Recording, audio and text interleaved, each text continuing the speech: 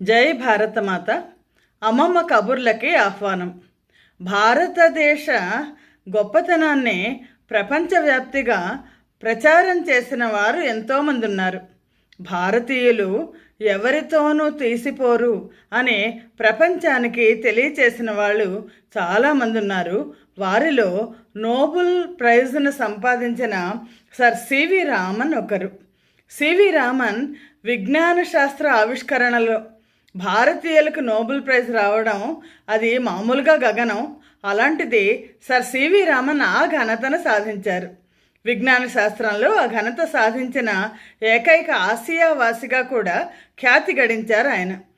పరిశోధనల కోసం భారతీయులు విదేశాలకు వెళ్ళడం ఏంటి, విదేశీయులే పరిశోధన కోసం భారతదేశానికి రావాలి అని సాటి చెప్పిన మహోన్నత వ్యక్తి సివి రామన్. సివి రామన్ ముందు వరకు సైన్స్లో నోబెల్ ప్రైజులు ఏవి కూడా భారతీయులకు రాలేదు, పాశ్చాత్యులకు మాత్రమే వచ్చేవి. కానీ సివి రామన్ అచ్చమైన భారతీయుడిగా ఈ గడ్డ మీదే చదువుకొని భారతదేశానికి నోబెల్ పీస్ ప్రైజ్ని సంపాదించి పెట్టారు. నా మతం సైన్సు, దానిని నేను జీవితాంతం ఆరాధిస్తాను అని చెప్పి తుది శ్వాస వరకు శాస్త్ర అన్వేషణలోనే పరిశోధనలోనే జీవితాన్ని గడిపిన దార్శనికుడు sir CV Raman.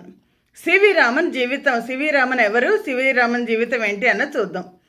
Sir C V Raman Chandrasekhara Venkataraman. అంటే తమిళియన్స్కి తండ్రి పేరు పిల్లల పేర్లతో పాటు వస్తుంది. అలాగా చంద్రశేఖర్ వీరి తండ్రి చంద్రశేఖర వెంకటరామన్ 1888 నవంబర్ 7వ తారీఖున తిరుచినాపల్లి సమీపంలో అయ్యన్పెటాయ్ అనే గ్రామంలో ఒక బ్రాహ్మణ కుటుంబంలో జన్మించారు. తండ్రి చంద్రశేఖర్ అయ్యర్, తల్లి పార్వతీ అమ్మాళ్. ఈ పార్వతీ అమ్మాళ్ గొప్ప సంగీత విద్వాంసురాలు. ఈ దంపతులకు 8 మంది పిల్లలు. 8 మంది పిల్లల్లో రెండో పిల్లాడు చంద్రశేఖర్ వెంకటరామన్. అక్కడ తిరుచినాపల్లిలో ఈ చంద్రశేఖర్ అంటే సివి రామన్ వాళ్ళ తండ్రి స్థానిక పాఠశాలలో మ్యాథమెటిక్స్లోను ఫిజిక్స్లోను లెక్చరర్గా ఉండేవాళ్ళు, ఉపాధ్యాయులుగా ఉండేవాళ్ళు. ఆ తర్వాత ఆయన 1882లోనే విశాఖపట్నం వచ్చేశారు. విశాఖపట్నంలో ఏవిఎన్ కాలేజ్ అని ఉంది. ఏవిఎన్ కాలేజీలో భౌతిక శాస్త్ర ఆచార్యుడిగా ఆయన ఉన్నారు.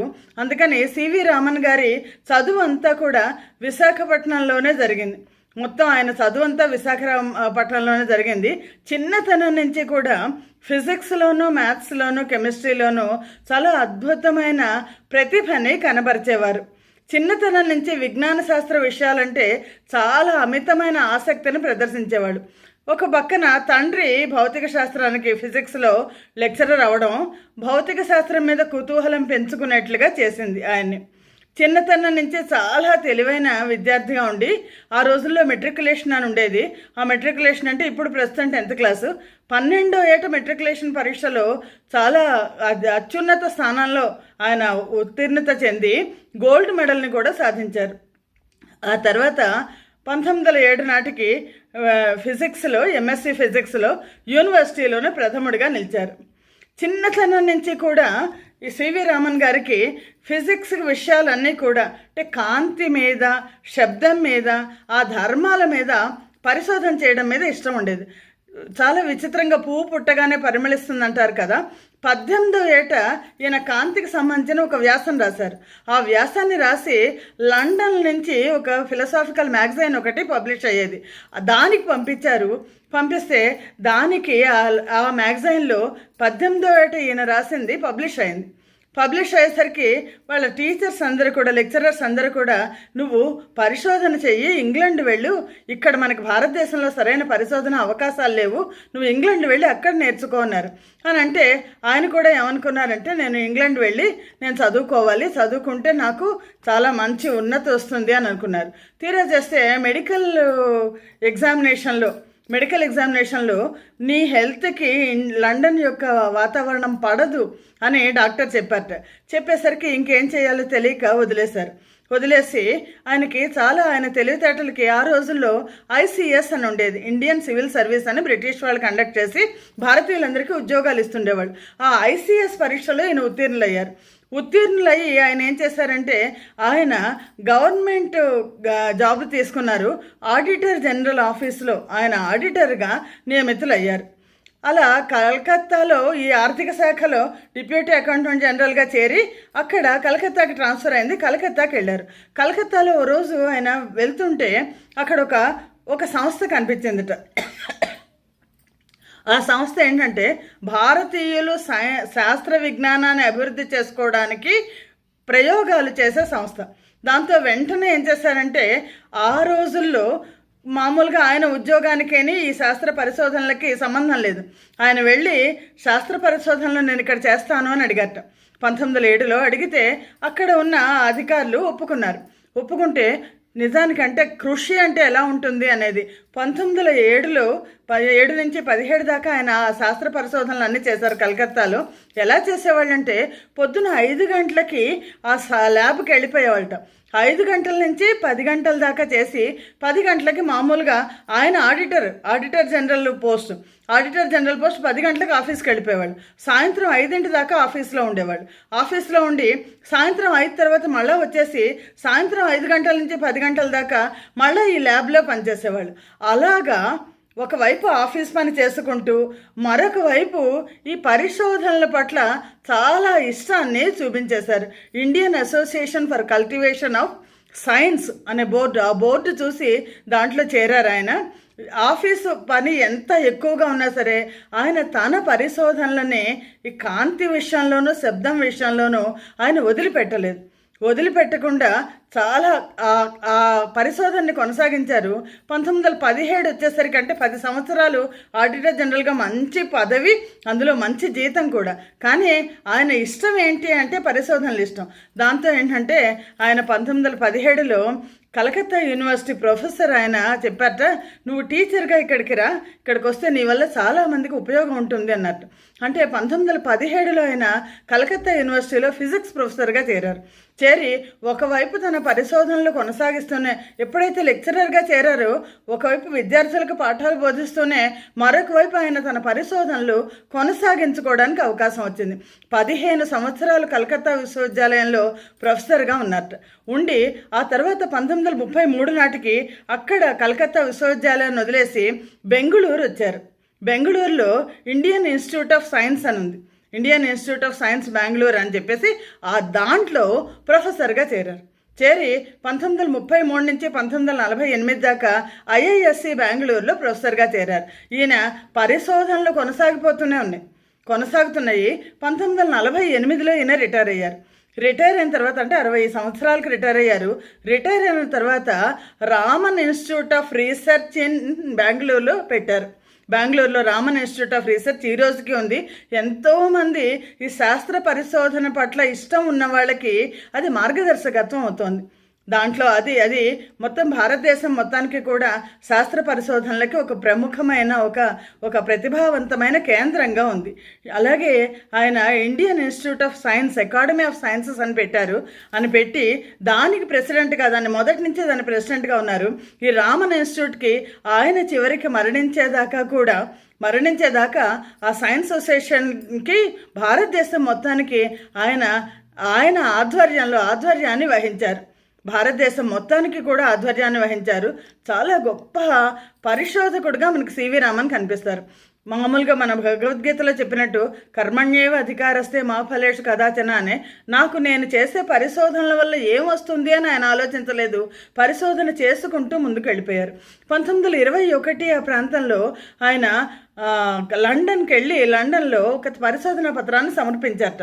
పరిశోధనా పత్రాన్ని సమర్పిస్తే దాన్ని దేని మీద సమర్పించారంటే శబ్దం మీద, భారతీయ ఈ వాద్య పరికరాల మీద ఆయన పరిశోధన చేస్తే అంటే శబ్దం ఎలా వస్తుంది, శబ్దం ఎలా వెళ్తుంది, శబ్దం ఎలా ఎక్కువ అవుతుంది అని దాని మీద చేస్తే అక్కడ ఉన్న లండన్లో ఉన్న శాస్త్రవేత్తలందరికీ కూడా భారతీయులంటే కొంచెం చిన్న చూపు. అందుకని వాళ్ళు నవ్వి ఇలాంటి పరిశోధనలు చేసి నువ్వు ఎఫ్ఆర్ఎస్లోకి అంటే ఫెలో ఆఫ్ రాయల్ సైన్స్ ఆ సైన్స్లోకి వద్దామని అనుకుంటున్నావా నువ్వు అని అన్నట్టు. ఆయన తల్లి పార్వతి ఆవిడ సంగీతంలో మంచి అభిరుచి ఉండి వీణ బాగా వాయించేది చిన్నతనం నుంచి. అందుకని ఆయన తొలి పరిశోధనలు అన్నీ కూడా ఈ సంగీతంలోనే జరిగాయి. 1921లో ఇది జరిగిన తర్వాత ఆయన శబ్దం కంటే కాంతి మీద ఆయన వెనక్కి తిరిగి వస్తున్నప్పుడు ఓడలో వస్తున్నప్పుడు సముద్రాన్ని చూసినప్పుడు ఆయనకు ఒక ఆలోచన వచ్చిందట. సముద్రం ఎందుకు నీలంగా కనిపిస్తుంది?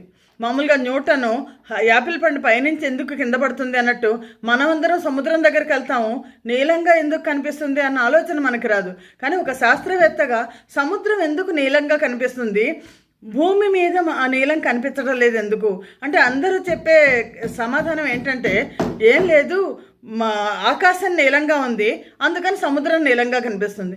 ఆకాశం నీలంగా ఉండడం ఏంటి, సముద్రం నీలంగా కనిపించడం ఏంటి, కాంతి ఏదో జరుగుతోంది అని ఆయన ఆలోచన 1922లో మొట్టమొదటి ఆలోచన వచ్చింది. మాలిక్యులర్ డిఫ్రాక్షన్ ఆఫ్ లైట్ అని చెప్పేసి ఆయన ఇన్వెస్టిగేషన్ ప్రారంభించారు. కాంతి కిరణాలు కూడా వాటి పంధాన్ని మార్చుకుంటాయి అని. ఎలాగ సముద్రం నీలంగా కనిపిస్తుంది అంటే మామూలుగా సముద్రం మీద ఈ సూర్యకిరణాలు పడినప్పుడు అన్ని సూర్యకిరణాల్లో తెలుపు కిరణాల్లో మనకి 7 రంగులు కనిపిస్తాయి. నీలి రంగు కిరణాలు లోపలి దాకా వెళ్ళి అవి రిఫ్లెక్ట్ అవుతాయి, విక్షేపణం అవుతాయి. అలా విక్షేపణం అవ్వడం వల్ల సముద్రం నీలంగా కనిపిస్తుంది అని ఆయన వెనక్కి వచ్చి 1922 నుంచి 28 దాకా ఆయన పరిశోధన అంతా కూడా కాంతి కిరణాల మీదే పరిశోధన చేశారు. కాంతి కిరణాలు ఏదన్నా అడ్డం వచ్చినప్పుడు అది వాయువు కానీ లేదా జలం కానీ లేదా ఘన పదార్థం కానీ ఏదైనా అడ్డం వచ్చినప్పుడు అవి ఎలా విక్షేపణం చెందుతాయి, అవి ఎలా రిఫ్లెక్ట్ అవుతాయి అన్న దాని మీద ఆయన పరిశోధనలు చేశారు. 1927 నాటికి ఆయనకి ఈ పరిశోధనలో కెఆర్ రామనాథన్, కెఎస్ కృష్ణన్ వాళ్ళిద్దరూ సహకరించారు. ఈ కెఎస్ కృష్ణన్ ఒకరోజు పరిగెత్తుకుంటూ వచ్చి 27లో ఆయన ఏమండి కాంప్టన్ అనే ఆయనకి నోబెల్ పీస్ ప్రైజ్ వచ్చింది అని అన్నట్టు. దేనికి వచ్చింది అంటే ఎక్స్రేస్ గురించి ఆయన చేశారు అని. అంటే ఎక్స్రేస్ యొక్క ఉండే లక్షణమే మిగిలిన కాంతి కిరణాలకు కూడా ఉంటుంది కదా అనే దాని మీద పరిశోధన కొనసాగించి ఆయన 1928 నాటికి 27 నవంబర్లో తెలిస్తే 28 నాటికి ఆయన తన పరిశోధనని ప్రపంచానికి తెలియజేశారు. తన పరిశోధన ఏంటంటే కాంతి కిరణాలు వస్తున్నప్పుడు అవి మధ్యలో వాయువు కానీ లేదా ద్రవ పదార్థం కానీ లేదా ఘన పదార్థం కానీ అడ్డం వస్తే వాటి విక్షేపణ చెందుతాయి, వాటి ప్రభావాన్ని వాటి లక్షణాన్ని మార్చుకుంటాయి. రిఫ్లెక్షన్ అంటాం, రిఫ్రాక్షన్. ఆ రిఫ్రాక్షన్ మీద దాన్నే రామన్ ఎఫెక్ట్ అంటారు. రామన్ ఎఫెక్ట్ అని చెప్పేసి ఆయన తన పేపర్ని పబ్లిష్ చేశారు. ఎప్పుడైతే తన పేపర్ని పబ్లిష్ చేశారో దీనికి ఒక్కసారిగా ప్రపంచం అంతా కూడా బెంగళూరులో జరిగిన శాస్త్రజ్ఞుల సదస్సులో ఆయన చూపించారట 1928 ఫిబ్రవరి 28 నాడు. ఇది రామన్ ఎఫెక్ట్ అంటారు. ఫిబ్రవరి 28న చూపించారు ఆయన. ప్రపంచం మొత్తం ఒక్కసారిగా ఉలిక్కిపడింది. ఏ పరికరాలతో చేశారు ఈయన అంటే ఒక 200 రూపాయల పరికరాలు మాత్రమే. మామూలుగా నోబెల్ ప్రైజ్లు వచ్చే వాళ్ళందరూ కూడా పెద్ద పెద్ద పరికరాలన్నీ కూడా చాలా ఖరీదైన ల్యాబ్ల్లో చేస్తారు.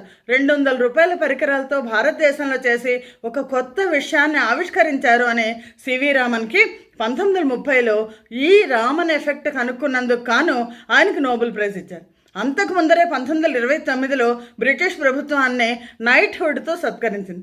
ఈ రామన్ ఎఫెక్ట్ అనేది చాలా తక్కువ ఖర్చుతో చేసిన పరిశోధనగా ప్రపంచం మొత్తం అంతా కూడా చూసింది. భారతీయ విజ్ఞాన శాస్త్ర భారతీయుల యొక్క తెలివితేటల గురించి మొత్తం ప్రపంచం అంతా కూడా పొగిడారు. ఇంకా ఆ తర్వాత ఈయన పరిశోధనలు ఒకచోట ఆగలేదు. పరిశోధనలు ఆయన జీవితకాలం ఉన్నంతకాలం కొనసాగుతున్నాయి. రంగురాళ్ల మీద కూడా ఆయన పరిశోధన చేశారు.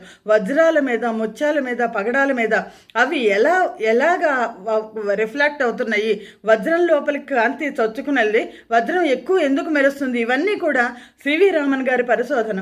1930లో ఆయనకి నోబెల్ ప్రైజ్ వచ్చింది. 1954లో భారతరత్న అవార్డు వచ్చింది. సివి రామన్ గారు ఏం చెప్పారంటే, నేను నా దేశ ప్రజలకి నేను చెప్పదలుచుకున్నది ఒకటే, శాస్త్ర విజ్ఞానం అనేది, శాస్త్రం మీద పరిశోధన చేయాలనేది ఒక ల్యాబ్ ఉంటేనే, ఒక పరిశోధనశాల ఉంటేనే, లేదా ఒక మంచి సంస్థలో చదువుకుంటే మాత్రమే వచ్చేదే కాదు.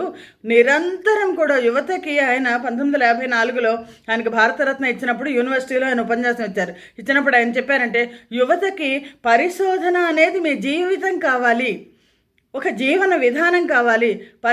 ఈ పరిశోధన చేశాను, దీనివల్ల ఈ ఫలితం వచ్చింది, నాకు ఈ లాభం రావాలి అని ఆశించకూడదు. పరిశోధన చేసుకుంటూ వెళ్ళాలి.